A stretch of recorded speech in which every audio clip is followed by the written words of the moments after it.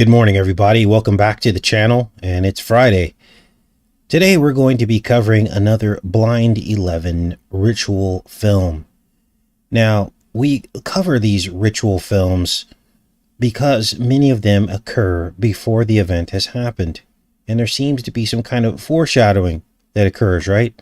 And after watching hundreds of these films, probably even thousands of these films over the years, we have begun to realize that it isn't just coincidence foreshadowing, that this has all been orchestrated, that Hollywood has a voodoo ritual of sorts that they perform on the movie screen, in which they create these fake scenarios, these fictitious scenarios, right?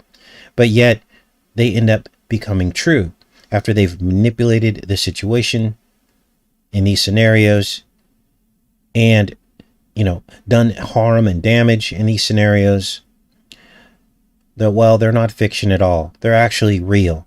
And this is a kind of voodoo, visual voodoo, we call it. So, what you'll understand if you are new to the channel is that the bulk of the work here exposes that voodoo ritual. Now, what is so important about this film? Well, there's two always, isn't there? There's always two when it comes to these things. Look at the release date on Stir of Echoes, the eve of Blind 11, 2 years before it would happen. And did you ever stop to consider that the two buildings coming out of the ground in Lower Manhattan are really giant serpent fangs?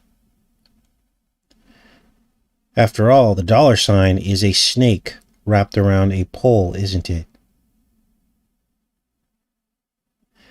It was always going to be about money and medicine, wasn't it?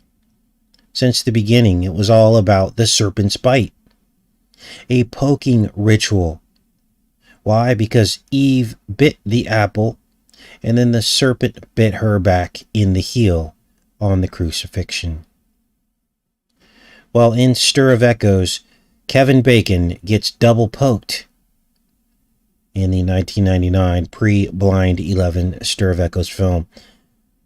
Look at the outline of the cobra in Lower Manhattan, complete with the twin fangs that would pierce humanity's souls with fear. This was a fear ritual, wasn't it? They start out with a fear event, a constricting event that makes it so you can't breathe, and then they simply provide the answer. In the case of Blind 11, the answer was war, wasn't it? In the case of Vidco 19, that happened 19 years later, the answer was double fang shots. Now look at this. If you look closely, there's copper colored buildings. Let me see if I can pause this in between. If you look closely here, you can see that the copper color buildings actually line the edge, the outline of the serpent. It's basically framed in by copper. And then over here you have Battery Park, the copper top battery. That's on the left, and so it frames the left of this copper head in Lower Manhattan. Crowned by copper. Look at that. Now, many of these buildings actually have copper roofs, like these down here in Battery Park. These two buildings right here are copper roofs, and there's two more here as well, lining the edge of this giant serpent that we discovered in Lower Manhattan. Now, in one of the views here, the view that you're seeing here in Google history, if you go back to May 19th, you can see there's something that they didn't want you to see here. This black area. Now, I did not put this black area there. This was put in by Google Earth. And there was something that they didn't want you to see because Google Earth blacked it out. Another thing you're going to notice here is the progression of these fang-like pairs of buildings. The largest fangs being, of course, the slim towers. They were like fangs poking up out of the earth. But there are others as well. You'll see it here when I turn this on here, that there are these pairs of buildings starting up here at the top.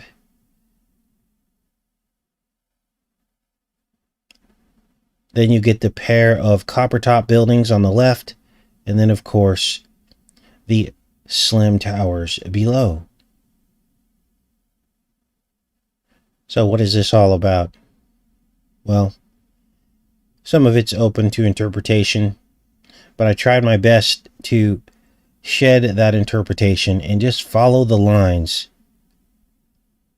that you see on your screen. And yes, the lines can go in different directions, but at the end of the day, it seems to create a picture of the cobra. Then I found the image of the cobra, and I superimposed it over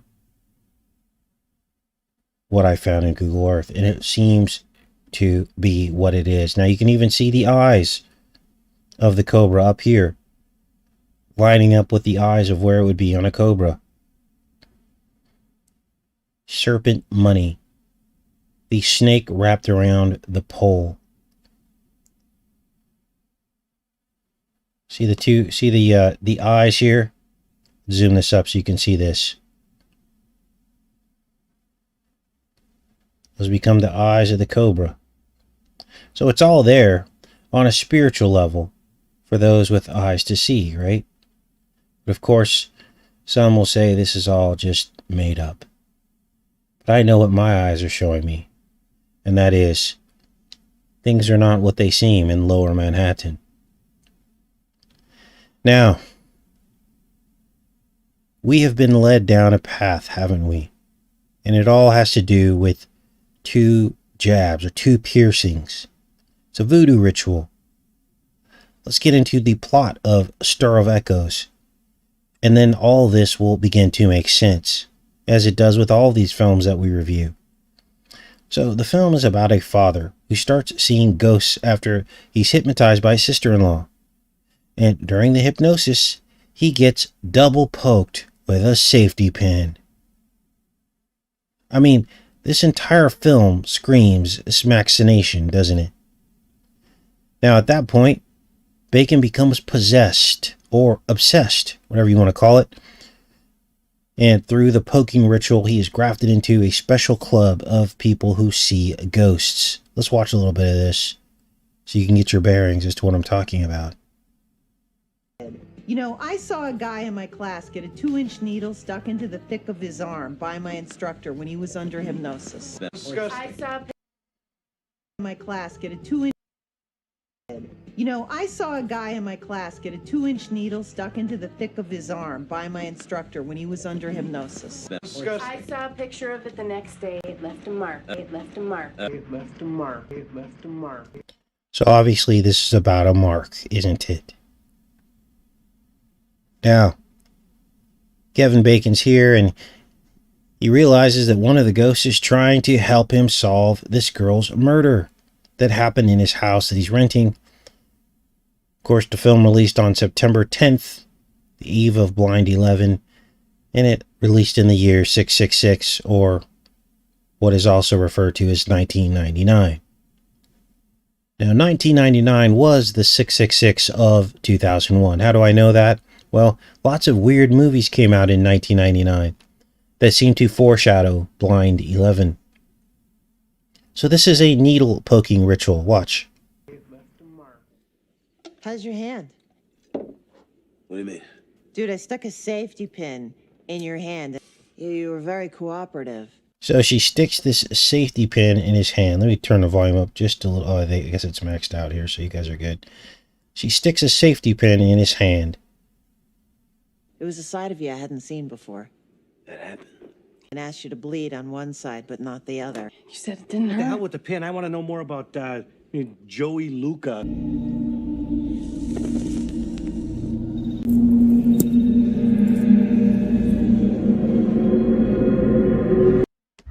So this is all about the serpent bite, isn't it? And it's all driven by fear of suffocation, because snakes suffocate their victims, and the needle possesses the victim. Watch.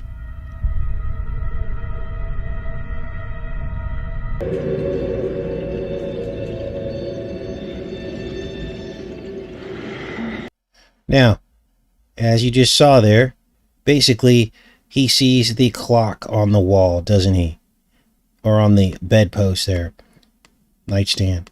And he wakes up twice in this scene during the night. And the first time the clock reads 1:11 a.m. and the next time it reads 2:26 a.m. Well, if you flip that whole thing upside down, you get 9111111, don't you? Now, again, the film released on the eve of Blind 11. What do you think they were telling us 2 years before it happened? These were premonition echoes of what was to come, wasn't it? Now, you just heard her talk about the mark, and I want to, get into that a little bit, because what I believe is that this is about a series of marks over time, a series of piercings. Just like we discussed at the opening of the show. The last documented piercing ritual happened when 2 planes pierced the 2 towers, or so they tell us. And then we were all pierced with fear, which motivated us to do things that we normally wouldn't do, right? Now, as far as we know, this whole piercing ritual happens every 19 years. It follows a lunar solar metonic cycle of the sun and moon phases. And we discovered through research that the moon and the sun repeat their exact position in the sky every 19 years. The sun does it, and you can actually see it because it becomes an eclipse. Well, with the moon, it does the exact same thing. It repeats its same position every 19 years. It's called a metonic cycle, if you want to look that up. Now, let's get into this next scene here, because it's a telephone line scene. This guy is a telephone line worker. And we know this is all about the copper serpent. Why? Because telephone lines are almost 100% copper. Watch. You're asking me if I gave you a Post-hypnotic suggestion. I know what it's called. Did you leave anything else behind when you were kicking your clumsy-ass feet around inside my brain? I clip wire all day. A monkey could do it. So, it's all about the serpent wire, the copper wire running around. It's also about frequency as well. Drive G. In this next scene, you're going to see as he and his wife are getting into a sporting event, they're getting scanned with a wand, which connotates electricity, right? There he is walking in. They've got 2 wands on him. They're scanning him up and down. Now remember, this was pre-Blind 11, and I don't know how much of this they were doing before that, but I know that after that, they were doing it everywhere, weren't they?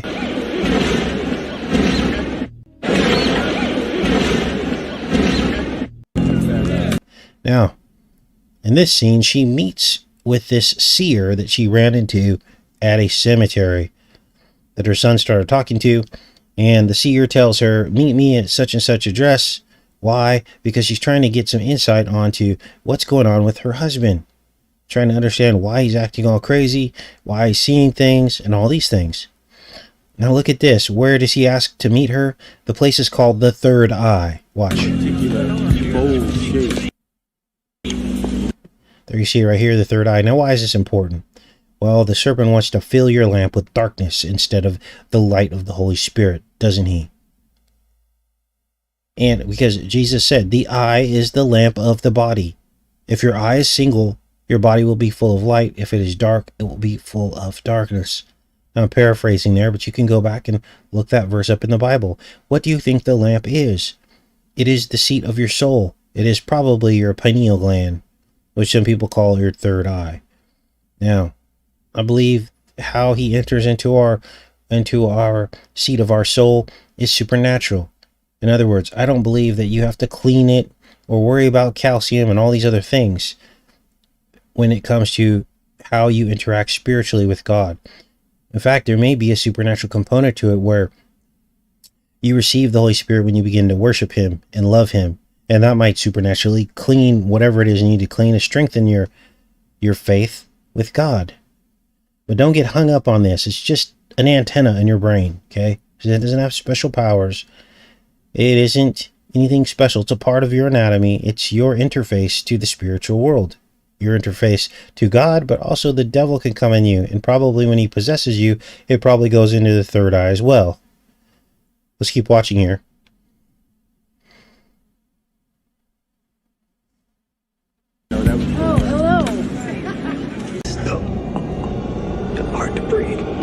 It's hard to breathe. Now she's hypnotizing him. We get into this suffocation thing. And this is how this girl actually dies. She dies by suffocation, but he doesn't know that yet in the plot. But Kevin Bacon begins manifesting this whole suffocation thing as he gets closer to the truth about what happened to her. Hands limp and heavy.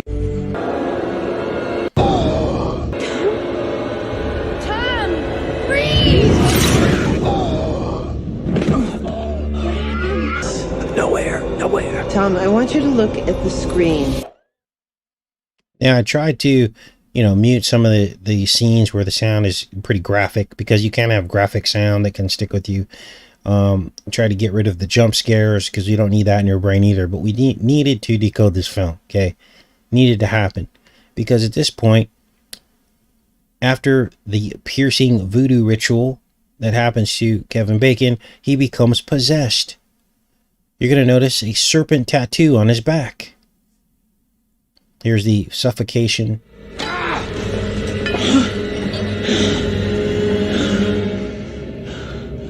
Tools. Here's the possession.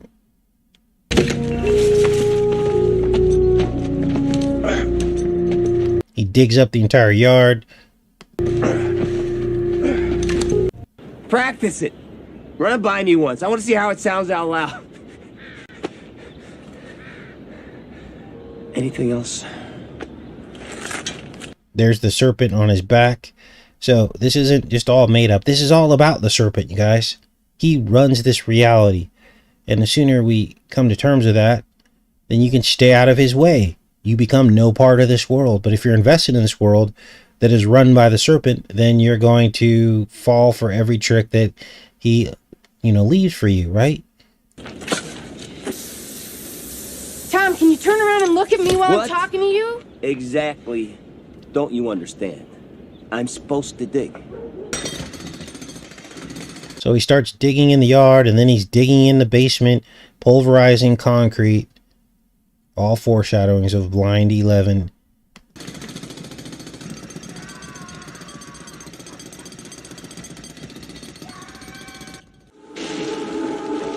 Hey, happy St. Patrick's Day. What's the surprise? And yes, you heard it correctly, because as Bacon begins to discover the truth, the two boys that suffocated the girl as a joke, it happened on St. Patrick's Day, which was yesterday. Now, here's the weird thing.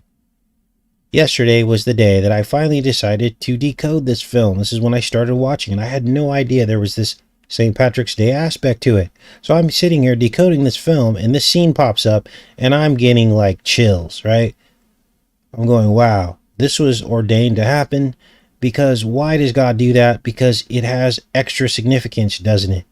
And it all goes back to the glory of God. And he works through the people that he uses to bring you the truth. That's why it happened. Hey, happy St. Patrick's Day. What's the surprise? Don't you have it? Oh, yeah, the surprise. The surprise.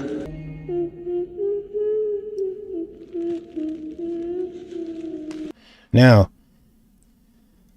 let's get into St. Patrick's Day. And then some of you are probably going, oh my gosh, that's Painted Black by Rolling Stones. We'll talk about that in a minute. But let's back up to St. Patrick's Day and the significance of all of what you just saw in 2012 was to realize that our calendar and all of our holidays that we celebrate here in America are mirrors of older holidays that were much more dark and evil. Sacrifice, fertility, worship of false gods. All of that was part of these holidays, and they're all mirrored in the ancient Roman calendar. All they did was repackage it. This is why I don't celebrate any of these holidays. Now, I'm not judging people who do, but this is Liberalia or Liberalia. And as you can see, the date it's celebrated is St. Patrick's Day. And they talk about St. Patrick in the actual, or Peter, sorry. Talk about Peter, not Patrick. But this was all repackaged for modern times. Now, what was this about? This was about libation, which means drinking alcoholic beverages, getting drunk. They would pour their drinks out onto the ground in worship of the gods. This is where that ritual came from. They gave sacrifices, and they hung masks on trees. This was Dionysus worship, the sun god Apollo. Let's read a little bit of this. Liberalia is the festival of Liber Pater. Let me make sure we're connected. Make sure we're not buffering. Okay, good. And his consort, Libera. The Romans celebrated Liberalia with sacrifices, processions, ribald and gauche songs, and masks which were hung on trees. This feast celebrates the maturation of young boys to manhood. Roman boys, usually aged 15 or 16, would remove the bulla proxita, a hollow charm of gold or leather, which parents placed about the necks of the children to ward off evil spirits. At the Liberalia ceremony, the young men might place the bulla on an altar with a lock of hair. Let's back up. With a lock of hair.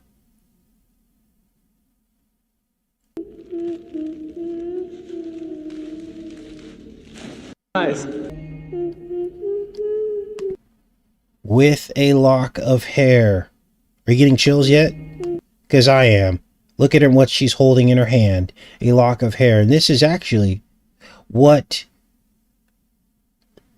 basically incriminates the boys that killed her, is that she grabbed a lock of their hair before she died. This was in the movie. As Kevin Bacon confronts the father, and they're down in the basement. And the father goes, "How do you know that the boys did it?" He goes, "Because she grabbed a lock of their hair." So what you're looking at here in this movie is a Liberalia ritual movie with the two boys in their rite of passage doing a sacrifice and the lock of hair. Wow. And when I put together my show notes this morning, I didn't come to this realization until now that I'm speaking it to you. So, let's keep watching. Or let's keep reading first. Hold on. Let's back up here. I want to make sure we do this justice. So, at the Liberalia ceremony, the young men might place the bulla on an altar with a lock of hair or the stubble of his first shave placed inside and dedicate it to the Lares, who were gods of the household and family. Mothers often retrieved the discarded bulla proxita and kept it out of superstition. If the son ever achieved a public triumph, the mother could display the bulla to ward off any evil that might be wished upon the son by envious people. Now I'm trying to think back into the movie plot to see if there was some kind of charm or bulla proxita type of element to the film, and I can't think of one off the top of my head. That doesn't mean there wasn't one, but I can't think of one off the top of my head. The young men discarded the toga proxita, which was probably derived from Etruscan dress and was decorated with a broad purple border and worn with the bulla by boys and girls. The boys donned the clothing of adulthood, the pure white toga virilis, or man's gown. The garment identified him as a citizen of Rome, and thus an eligible voter. The celebration of March 17th was meant to honor Liber Pater, an ancient god of fertility and wine, like Bacchus, the Roman version of the Greek god Dionysus. Now we had identified that Dionysus is in fact Apollo as well. The two were secretized together. Liber Pater is also a vegetation god, responsible for protecting seed. So here's your green aspect. This is probably why they wear green during St. Patrick's Day because of this is the vegetation god. Liber, again like Dionysus, had a female priest, although Liber's priests were older women, known as Sacerdos Liberi, wearing wreaths of ivy, so there's another green aspect to it. The priestesses made special cakes, or libia, of oil and honey, which passing devotees would have them sacrifice on their behalf.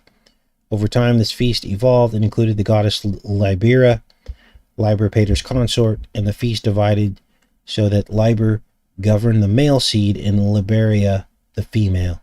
Ovid, in this almanac entry for the festival, identifies Libera as the celestial manifestation of Ariadne. This ancient Italian ceremony was a country or rustic ceremony.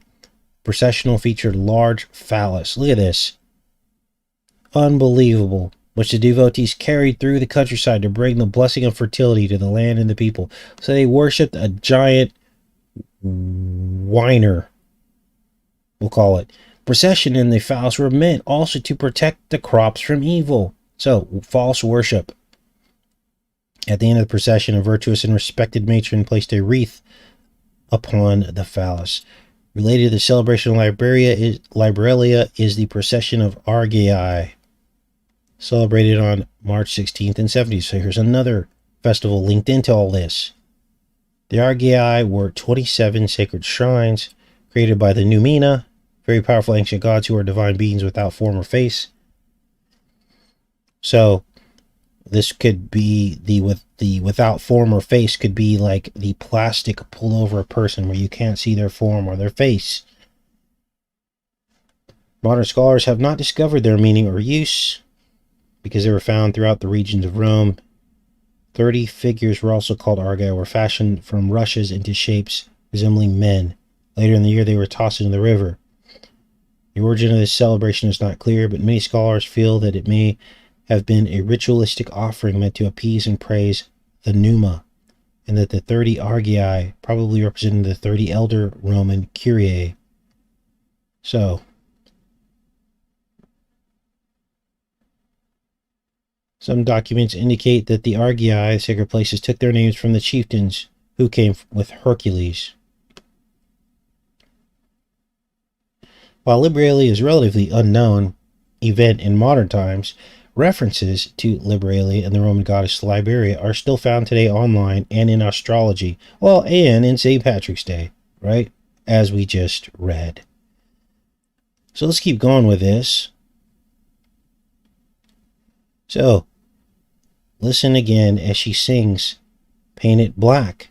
Now, how do I know she's singing this? Well, earlier in the scene, the boys put on the song by Rolling Stones, Paint It Black.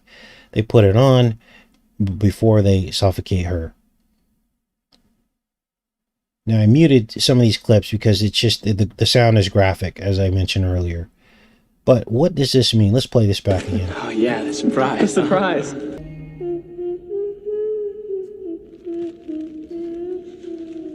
So what is the significance of Paint It Black in the song? Well, this was a Passover ritual song. Modern Passover ritual song. What am I talking about? Well, the devil wants to repaint the red doors black. You know, the doors that God told the ancient Hebrews to paint their doors red with the blood of the Lamb, so that they would be passed over and their firstborn would not die.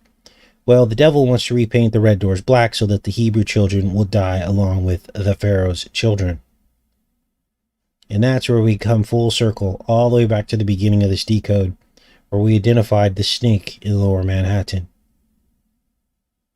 And now you know why there's pestilence rituals, like Vidco 19. And why there is sacrifice. Now, the song appears in many films. Paint It Black appears in many films, but most noticeably it is played in the closing credits of a movie that was filmed inside of Thump's 66th floor penthouse at Thump Tower. The film was called The Devil's Advocate. Now, after the boys killed the girl, their fathers buried their act of abomination inside the basement wall. Oh my god. And this should remind you of something, because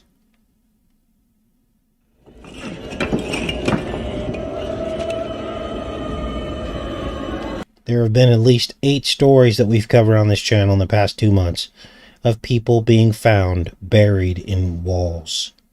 What's this about? Well, it's a spiritual manifestation in modern times from the ancient book of Ezekiel. When God showed Ezekiel inside of a hole in a wall, he showed him the abominations of Tammuz. So you see, this film is happening right now, isn't it? Because it's voodoo ritual. Now, let's let this play out. And that's the end. Now, what is this about? Well, what is Stir of Echoes about? Let's be more specific. What does that mean? Well, I think I have a clue. I believe the Stir of Echoes are the sound waves that they use to bring down the buildings. Now, for those of you that follow this channel, you know that I believe that they used some kind of Tesla device that was re-engineered by John Thump. And here we get a clue in Tesla's own words. It is not true, as Descartes thought or taught, that the brain is an accumulator. There is no permanent record in the brain. There is no stored knowledge. Knowledge is something akin to an echo that needs a disturbance to be called into being. So, Tesla knew something about thought and sound, didn't he? Of course he did. He used an echo machine to disassociate particles, didn't he? I wonder if the people that were close to the buildings heard anything as this device was powered up. I wonder if they heard anything. Echoes in the streets. I mean, there's a lot of echoes in a place like Lower Manhattan, isn't there? You've got all of these cars and buildings and sound moving about in between the streets. But maybe there was something different. Maybe it sounded different. Were any of you there in the streets when all this went down? Let me go back in the chat here. Now, Monday, we're going to be covering Raised by Wolves. And I finally got my hands on the final episode of Raised by Wolves. We'll be presenting that Monday on a decode. And you're going to be blown away because it's unbelievable. Yes, Rachel, my birthday's coming up. Is it next week? A couple weeks.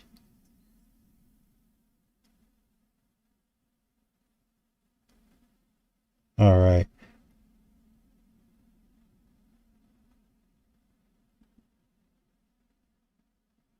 Did you notice the feathers in the movie? Yeah, you know, I did notice that. What did you get from that? Older video I did about the feathers.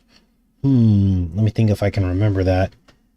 I don't know if I remember that decode we did on feathers. Oh, the feathers for the dove, right? Because doves have, I think it's 12 feathers.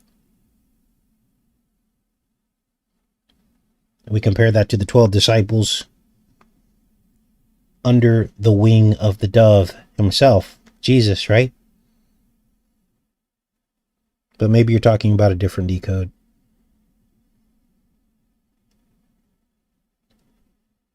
Feathered serpent, yes. Yeah, the 49th.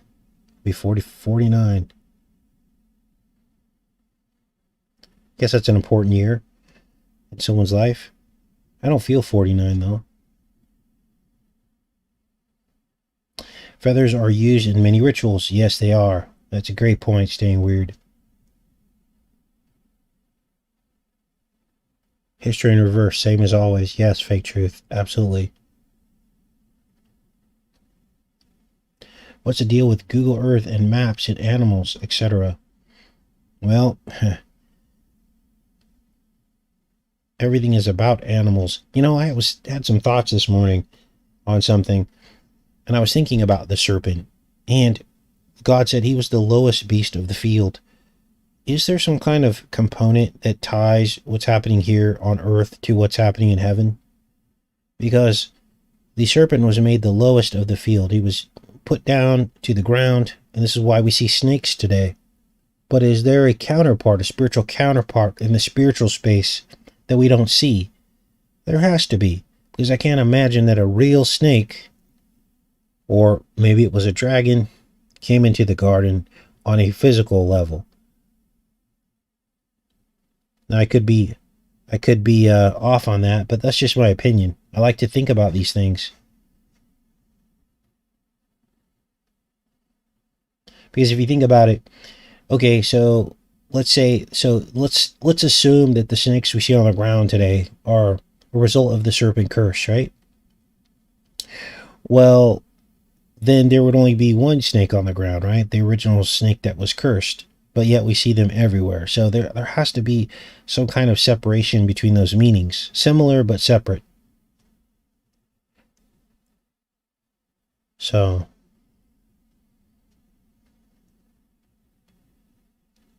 all right.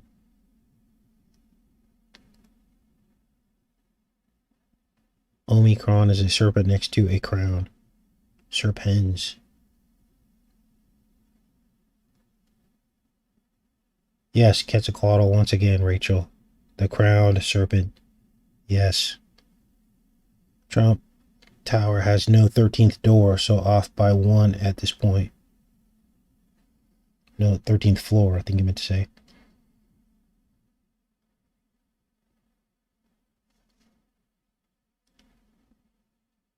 All right. You guys have some great input. I always miss something, but you guys always catch it usually.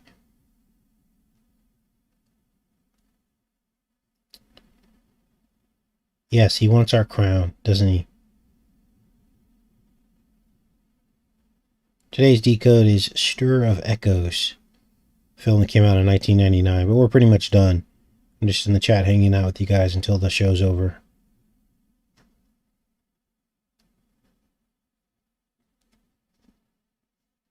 Thanks, Genesis Revelation. Jamie says you need to look at the Book of Jubilee. The animals used to talk. Wow, that's interesting. Now, I think we looked at Jubilees before, but I don't remember that part about the animals talking.